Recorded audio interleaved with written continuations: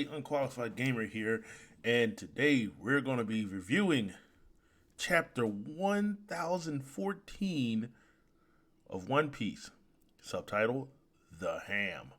I don't even know why they call it The Ham, but let's go ahead and get into this.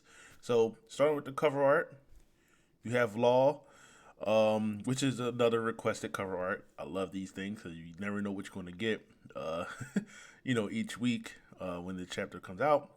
But you have Traffic Hour Law puzzling over a riddle in front of a painted tiger screen.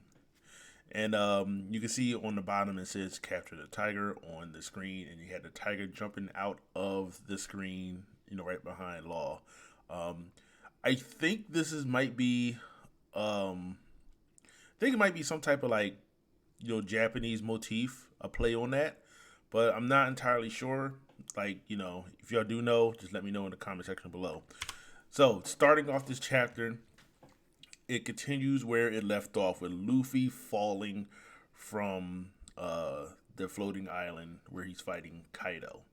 And one thing that's really kind of interesting about this little panel here is when Luffy's falling, right? Now he's knocked out cold. He ain't getting up from. It looked like he ain't getting up from this. Like he's not gonna snap back into it by the time he hits the ground or the water, I should say. But you hear Kaido doing his laugh, which, by the way, I love Kaido's laugh. Like I love his laugh, but he says you couldn't be Joy Boy either. It seems. He was talking basically he's falling down. Kaido's talking his big shit, and then he tells Bao Hang to let everybody know that I have defeated Straw Hat Luffy, and to announce his victory all over Onigashima. It goes into the next page with I can't think of Kaido's name right now. Yamato. There we go. It goes into the next. So basically, going to the next page with Yamato fighting his way through, the hordes and crowds of, the Beast Pirates, and they're suspecting that he has Momosuke, in his shirt, but you already know from I think a couple chapters ago that, he left Momosuke with Shinobu. You have Momosuke, who's, he's reading Odin's journal, and he realizes that, it would seem that I truly must not die, So then in the next panel, you see Momosuke, and he's screaming in pain because he hears sort of like a screeching sound. And Shinobu basically, she don't know what's going on. So the panel after that, they go to the performance floor, Skull Dome, where Chopper and Queen are still fighting. Now, this panel, you see Chopper with candy arrows in his back, thanks to Paris, and nobody liked that guy. Nobody do. I don't like him. You don't like him. I don't know who does. But he's basically, Chopper got arrows in his back. You see, everybody, actually cheering on Chopper, actually, as he's fighting Queen. Then, like I said, a few of these panels is actually pretty cool because it actually kind of goes in depth to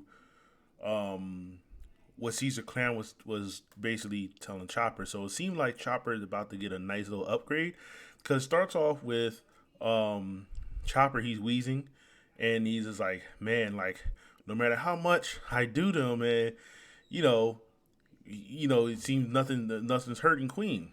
And Chopper's kind of out of breath. And, of course, you have Paris Perro. He's like, let's see how long you can hold. And he does his laugh. And screw that guy. He's just an annoyance, man. But, during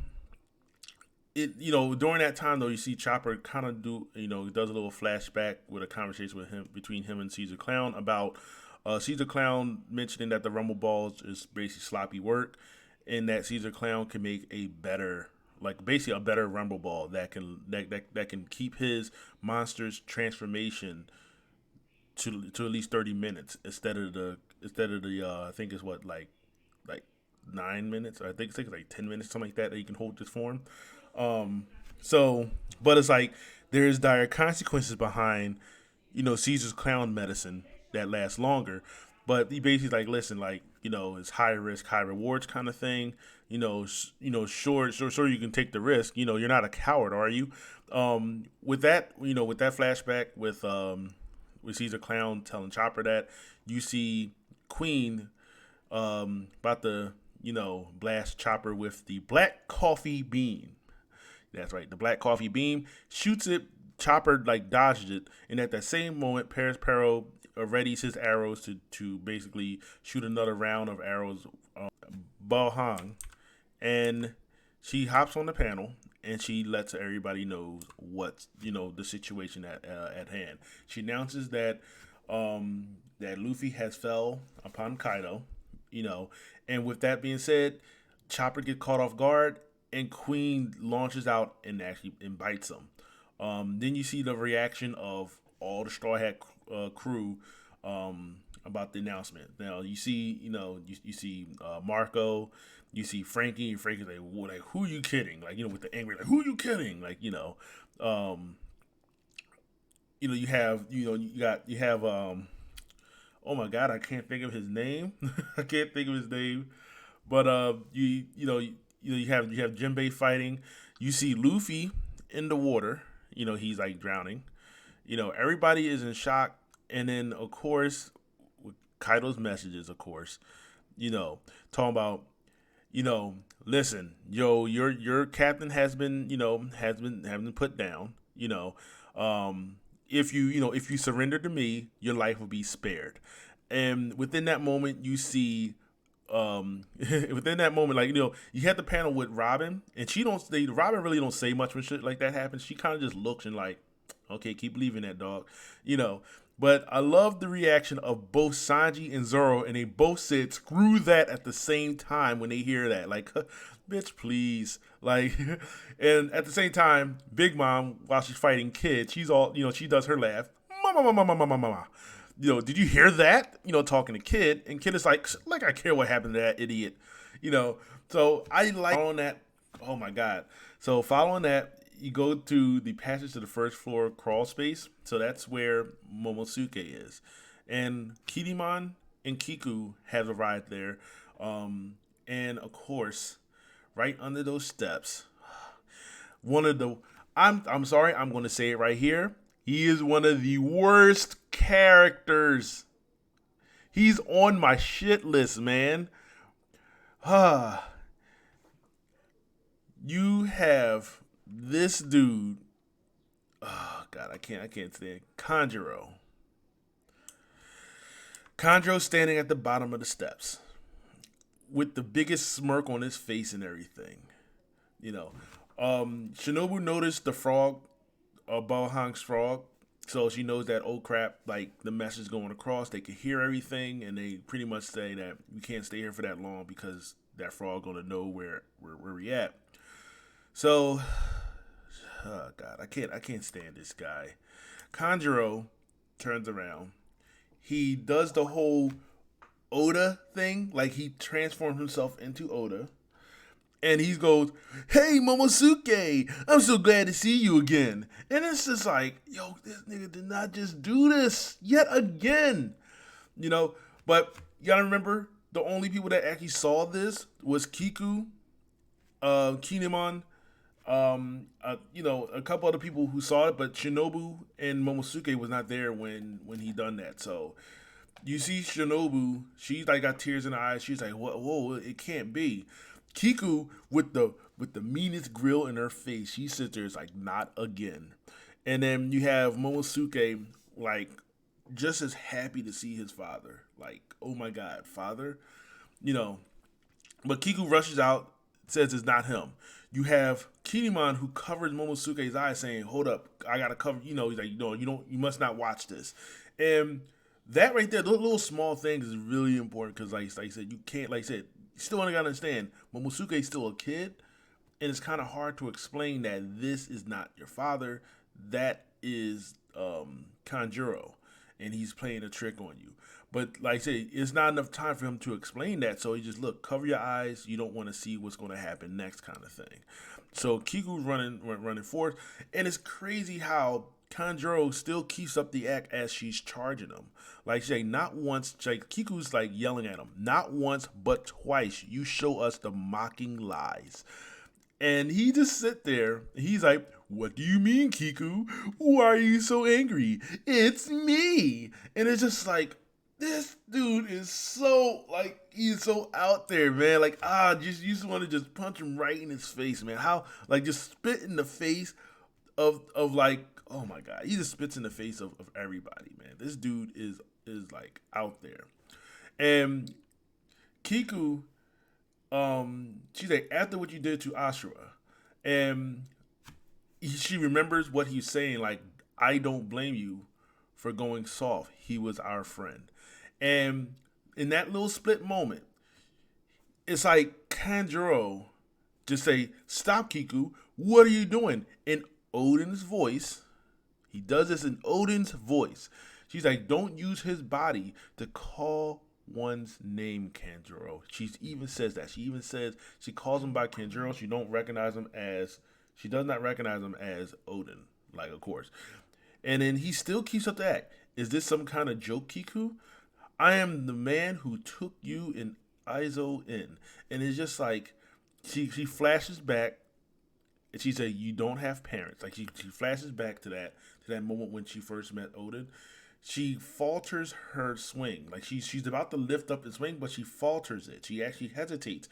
And then that's when Kanjuro strikes. He says, could you really cut me down? And he slices her. He goes right through her. And it is just like shock.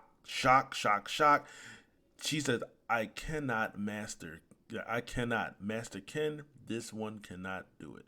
Like she remembers some of those words. And as you can see, Kanjuro kind of morphed back into his regular, like, shit-ass eating grin kind of thing. No, it's only fair. The wound you already gave me will prove fatal, Kiku. And it's just like, wow. Like, this nigga is just raw. So Kiku falls to the ground. And before she even hits the ground, Kinemon grabs her. And all she hears is, like, so she's like, she's in pain, like, you know, she got blood coming down her mouth. She's like, Master Ken, and then Kiku's just like, you know, he's like Kinemon is just that he's out of it. He's like, no, not once. Like, not only did this man betray us, but he's mocking the man that I look up to. Like, Kanjuro is a piece of shit. He is grade A piece of shit. Like, you know, Kiku. She's like, you know what I mean, like she's breathing heavy, you know. She's like, this one has failed. But if the fallen snow is melting, then surely the hour of dawn is close at hand. And then you have Kinemon that says, don't talk nonsense. And it's like, I'm not sure if those are final words. Because, I mean, with this arc, I honestly don't know how this thing is going to go. Kanjuro's sitting there, and Kanjuro's like, no, I'm sure the light of Wano Dawn will shine all the way down to the underworld. And then he says, Keen, isn't that right? In that same breath, man, in that same moment, man, Kanjuro just had, not Kanjuro, but Kinemon just had enough. And he slices Kanjuro. But it's like, it's satisfying, but it is not satisfying because it's almost like he wanted this. So he like, that's it. If anyone should close the curtains on my act, we're taking in the freak, you know, and then like they got a little flashback. He's like, we're taking in the freak Odin. Wahaha. You see them together. You see Kanjuro and Kinemon together in the little flashback. And then it's just like, he's like the only person that can close his act, that can close his acting is Kinemon. And he's like, after all on stage, we were always best of friends. And basically, like, just everything is an act with this guy, and that's what it is. He is a kabuki actor, and everything to him is just him just being an actor, and that's it. So he strikes down. So he strikes down Kanjuro. Kanjuro's down, and next thing you know, you see a big kaboom with a yell. Everybody looks, and it's Kaido. Kaido comes crashing down, and you have Kanjuro. I mean, not Kanjuro. You have Kinemon, and he's like, Shinobu, take Lord Momosuke and flee. As she's running, like Kaido is ready for that swing. He takes his club, though the same club that he hits Luffy with, that same as that club he hits Luffy with. He goes winding up. Shinobu is running with Momosuke. Kinemon prepares for this blow, and then in one strike, Kaido goes down with the biggest slam, with a big crunch, breaking both of his swords, breaking both of Kinemon's swords and landing right on top of his head. This is one gruesome pick right here. Like, Kaido just smashes right through, no hesitation or nothing. And you see Momosuke in tears. He is wailing and he screams out his name, Kinemon. And then, as you can see, you see Onigashima reaching the Wano's main land in the sky, and then it says next chapter hits June 6th, which is next week. I'm pretty sure that's next week. Let me check that.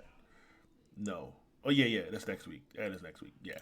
So yeah, it hits next week. So we will be getting a chapter next week. There's no break next week, so we're hopping right into it now. Oh. But let's focus on Kinemon, because Kinemon, I feel, is the star of this chapter. And nobody, like, this is something that came out of left field out of this.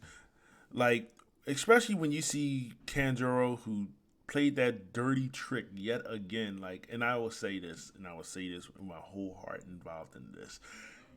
Kanjuro is the worst antagonist ever. Like, he is worse than Blackbeard. I mean, Blackbeard's underhanded.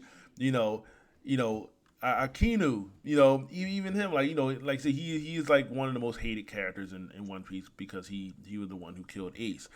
But I gotta take that hat off of them and put this on Kanjuro, because this dude is the epitome of a backstabber.